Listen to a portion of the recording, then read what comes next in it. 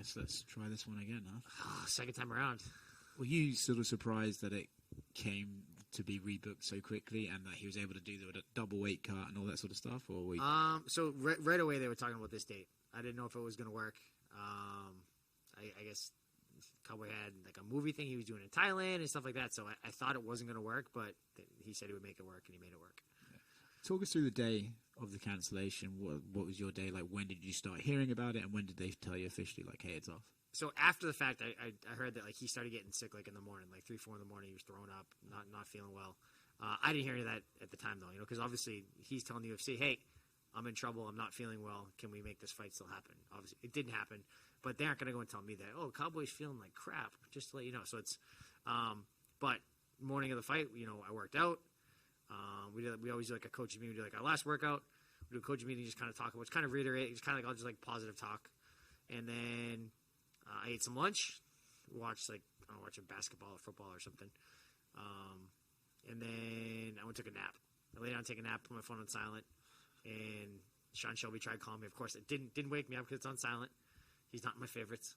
And then my boxer coach, Steve Mays, came in. He woke me up and said, "Hey, you were right." Like, what do you mean? He's like, "Fight's off. Cowboy sick."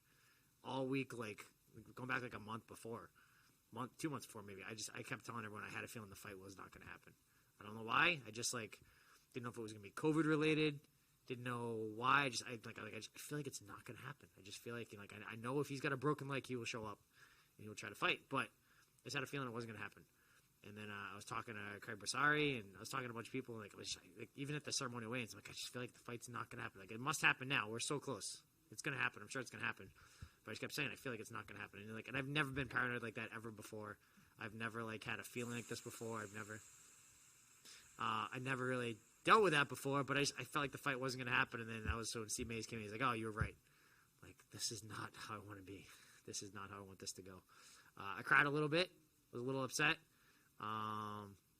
But they dragged me to the fight. I went to the fight. It was super miserable the entire time.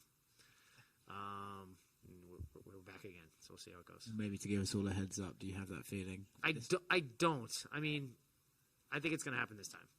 We'll see. We're not there yet. Fingers crossed. Did he call you? He said that he spoke to you on the phone and said he was sorry and tried. Yep. So I flew back on Sunday. I think he drove back. I don't know. But I just he posted like an update on Instagram or something. I just replied like, "I hope you feel better," or whatever. So we were texting back and forth a little bit, and then he called me like Wednesday or Thursday or something, and he asked me. He's like, "Hey, does June 18th work for you?" He's like, "Because I got this movie thing I'm supposed to do, but if June 18th works for you, then I'll commit to that. We can do that." He's like, "If it doesn't work for you, I don't want to go and pull out of this movie." So I'm like, "Yeah, no. If you can make the 18th, I can make the 18th." He's like, "Okay, I owe you the fight. I got you. I'll be there." And then he went and did the movie anyways.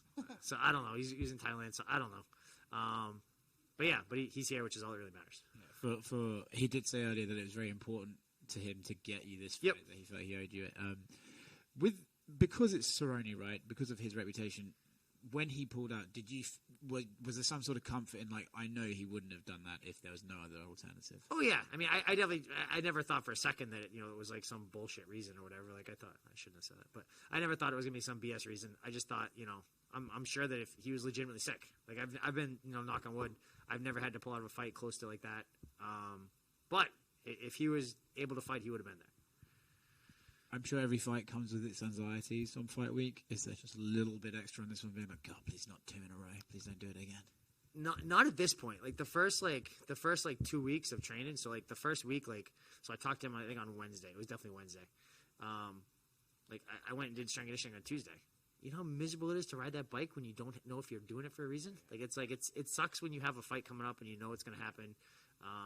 But it's literally it's not, just ride a bike for 20 minutes. It's like doing like long sprints, like the point where you're like falling over, like passing out off the bike. Like it's horrible. So to do that without knowing I'm going to have a fight coming up is it's pretty terrible. And then I think it was Wednesday I talked to him. It sounded like the fight was going to happen. So Thursday I went to strength conditioning again, and I felt way better about doing it at that point. So the first week or so at that point, I was like, do I really want to do this again for 6 more weeks? There's been a long camp. It's been 20 weeks up to that point, so now we're going to do another 6 weeks. But after we got over that a little bit, and it's okay, we're going to get this done. We're going to just, work it out, grind it out, whatever you got to do. Is there also something, so extra mentally tough about the fact that you were right there. You know, it's not like even the Monday of fight week is like it's the worst. It's the worst. You know what I mean? Like it's one thing if like I didn't cut weight and I knew this and something like I literally like I flew to the event. I got ready all week long. I did all the media stuff. It's like nothing would make me happier than sitting in my house like playing Xbox and hanging out with my kids, like eating pizza. Like that's what I like to do. Like that's what I would love to do. You know, so now it's like I'm away from my family and doing all this sort of stuff. And then I cut weight, which is not fun. Like I didn't have a bad weight cut, but it still sucks. So I do the weight cut. I weigh in. I do all the media stuff. I do the ceremonial weigh in. We have a coaching meeting. We have the last shakeouts. Like everything has been done. We've done over 99% of the work. And then bam, not happening. No payoff. It's like I would have rather fought and gotten beat up than to not fight at all. You know what I mean? Very Joe Lauzon thing to say. It sucks, you know. It's the worst. It's just a horrible, horrible feeling. Like this, like unresolved feeling of just like we did all this work for nothing. I understand you got your show money, right? I got my show money. I got my event money. Yep. So I got so that was. I mean, that's obviously really really nice, but that wasn't like the biggest thing. You know what I mean? Like I would have pushed to get the win money if the fight wasn't going to happen. Like if they weren't going to rebook it, I would have pushed because like it was so last minute. But they said, hey, we're gonna do our best to have it happen again in 6 weeks. Less than 6 weeks probably wouldn't have made sense because if he's sick, you need a little bit of time to kind of get back into things and train a little bit and stuff like that. So like, and if it was longer than 6 weeks, it would probably be a little bit too long. It's like you're doing a whole camp again. So 6 weeks is kind of like the sweet spot. Is there a silver lining that you get 2 paychecks for one fight? It's nice, but I wish that we just settled, 6 weeks ago.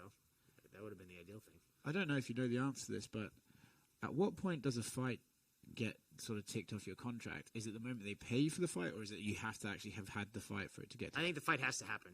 I know like my show money and all that stuff is the same for this fight as it was for last time. Because the fight didn't technically happen. Like it almost happened, but it didn't actually happen.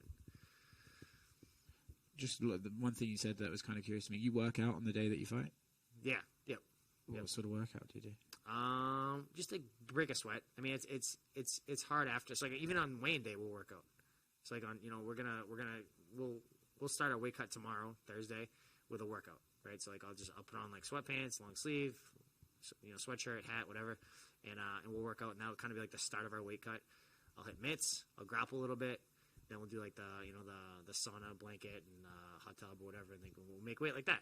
And then we'll weigh in Friday morning, and then we'll start eating and drinking right away. We'll do the ceremonial weigh-in, and then as soon as we get back from that, we'll go and work out right away. And it's like not an intense workout, but it's just like, hit some mitts, wrestle around a little bit, just break a sweat, get your body to kind of wake up again. Because if you just don't do anything, like after you cut weight like that, you need to get your body like accustomed to sweating again and working and functioning, get your muscles going. So we'll do that Friday night, and then we'll do that again Saturday morning. And then work out again, before the fight. So we'll warm up. So it'll be like I'll have like 2 full workouts in before I even get to fighting. Cool. Thanks, man. Yep. Hey, Joe. Hey. What do you make of, I don't know if you pay attention to like the betting odds and everything like that, but what do you make of like the line being closer this time around? It's just a month away, like not much really happened besides, Cerrone getting sick, but this time around the line's a lot closer. Well, the line was getting closer last time as it got close to the fight. I think when it started, it was like 3-1 or something like that, and it dropped down to like 130 or something like that. So it got a lot closer. Anyone that's paying attention knows that Cowboy was out in Thailand. He's out in Thailand and doing a movie and stuff like that. So like how much is that helping him out? I was ready to go. So obviously like he got sick, but how much of that was him having a hard weight cut? How much of that was him being like 100% healthy? And then just randomly getting sick. It's not like he got sick, 2 weeks out. You got sick right after you cut weight. So it's like it's tied in a little bit. But I think that's part of it. I think the big thing with betting lines too, it's not necessarily who they think is going to win. I think it's based on how they think people are going to bet. Right. So Cowboy's a huge fan favorite. Tons of people know him. So of course there's going to be a lot of money that's going to come in on him just because he's popular. So I think that's kind of that factors into the line a little bit. Gotcha. And how important was it for you to keep the fight together? Because Cowboy said it was extremely important for him to make sure that this matchup stayed intact. Right away, I didn't know if I even wanted to do it. Honestly, like my last fight was in Boston. Was like picture perfect, be the perfect last fight ever. Like I fought at home. I fought a kid that's really good. I came out unscathed, just like flawless victory. Like everything about the fight was perfect. And then it was like now we're like close to 2 years until the next fight. And now it's like it was a fight I was excited for, but then it didn't work out. For whatever reason, it didn't happen. So it's like, do we really? Is this just a sign? Do we not want to do this? Is this like maybe should we just like let this be the end of it? But like, I was like, it was such like a horrible feeling of like I said, like being unresolved that like we had to settle it. I felt like I had to do it, So like at first I was like, I don't know if I want to do this, but then I thought about it a little more. I'm like, okay, no, I definitely want to do this. I definitely want to settle this out and kind of see how it shakes out. Yeah, it's just weird. Like I've never had like a rematch kind of like this. Where the fight didn't happen and then you do it again right away. It's definitely a pretty unique situation. Yep. Like say for example, like if the fight did happen, like do you see any other situation where you could be like, yeah, I'll turn around and fight 6 weeks later at this point in your career? Not usually. I mean, the big thing is like wear and tear. It's like like we try to do everything to try to peak at the right time and get your weight at the right time. Like I'm definitely lighter this time around than I was last time. Last time, like at this point, I was like probably waking up at like 68, 69. This time, I'm waking up at like 66, 67. So I'm a couple pounds lighter because I try to put on weight. I was working out so much, I just couldn't. So it's like there's so many things we try to like peak. You try to peak your health just as far as like injuries. It's like it's a balance, right? You train super safe, you come in healthy, but you're not necessarily the most prepared. You train really, really hard, well now you're banged up a little bit. It's like so it's kind of like trying to find like that sweet spot for everything, health and timing and strength conditioning and cardio and everything. I probably would not have chosen to fight 6 weeks later under most circumstances. And going through all that, like learning, about your body and everything like that, is there anything that you're still learning about yourself, like as a fighter at this point in your career? I don't think necessarily learning, but I think it's just always like you're always refining. You're always getting things a little bit better. Like when I fought in Boston, a couple things that we did that were a little bit different that I really, really liked. Going forward, so like we try to do more of that. Like it's there's so many factors, and some you can control, and some you can't. So you just try to do your best to try to control what you can, and don't freak out. Like I try to focus on things I can control. Right? There's a lot of things I can't control. Like I can't control what Cowboy does. He could get sick again. He could not make weight. There's so many things that I can't control, so I don't stress on that stuff. I just focus on my stuff. Like my weight's been light. Am I gonna make weight? What do I have to do? What's going on? Am I drinking enough water? Like there's enough things that I can focus on, I can control. So focus on those. Hey Joe, your last fight was over 2 years ago, almost 3 years. Did you think at that time that was going to be your last one, or did you expect like a fight coming up? It could have been the last one, but like right after the fight happened, I felt really, really good about everything, and I definitely liked the idea of possibly fighting again. Right? I didn't know if I was definitely going to fight again, but I liked the idea of possibly. It cost me nothing to have Sean Shelby text me, hey, do you want to fight this guy on this date? I'm like, well, I say yes or I say no. If I really, really like it, I say yes. I've been in the USADA pool for like 2.5 years, just in case, a name came, across that I liked. Doesn't bother me being in USADA pool. It's like, it's not a pain in the butt. It's easy. But then all the COVID stuff happened. I definitely don't want to do it now. I don't want to put an entire camp and have the fight not happen last minute. That would be horrible, right? We wouldn't want that to happen, and then it happened. So I don't know. I thought I was trying to be smart and not fighting during all the COVID stuff, and then it still ended up not happening. But I didn't know if that was gonna be the last fight. But I was always open to the possibility of more fights after that. So are you expecting to take more fights regardless of the outcome, or when you expect to win? I expect to win. I expect things to go well on Saturday. I think I'll be in the same boat come Monday as I am right now. Like we'll I'm willing to take names and opportunities, and that's one of the big things Dan always says. You're like, fighting the UFC is not a career; it's an opportunity, right? It's like I'm open to more opportunities. I've always been, so. If I go out on Saturday and Cowboy kicks me in the face and it's a bad fight and everything goes bad, then that will very likely be the last one, right? But even if I lost a fight and it was like a close competitive fight, then I think we would entertain more opportunities again, because I don't have to take anything. I'm not forced, right? I don't have to do anything I don't want to do. It's like, hey, do you want to fight this guy on this date? Yes or no? I say yes if I do. I say no if I don't. Like I like being asked the question, even if I'm going to say no almost every single time. So the layoff was more just circumstantial. It wasn't. It was honestly more COVID than anything. I just didn't want to. I didn't want to do a camp and have it get pulled out last minute. The UFC was losing so many fights, and like I'm glad that some people were willing to kind of take that gamble and take that risk and go and do it. But I didn't want to do it. If my last fight had been the last fight, I'd be totally fine with that. I'd be totally okay with that. Would have been a great last fight to kind of sail off in the sunset. But to go and during like COVID times and all that stuff, I wasn't interested in rolling the dice. And lastly, for me, Cowboy's on, I think, like a 5-fight losing streak in the UFC. How do you still look at him and think that, okay, this guy's still dangerous? He still is the Cowboy of old. You know, I think that you have good fights, you have bad fights, right? He's fought really, really good guys, you know, and like just because I won my last fight, he lost the last fight, that means nothing, right? The only thing that matters is, you know, how well I prepared for this fight and how well he prepared for this fight and kind of how we pair off against each other. You know, he's had a lot of fights at 170, fighting up at a higher weight class. He's fought murderer's row of 55ers.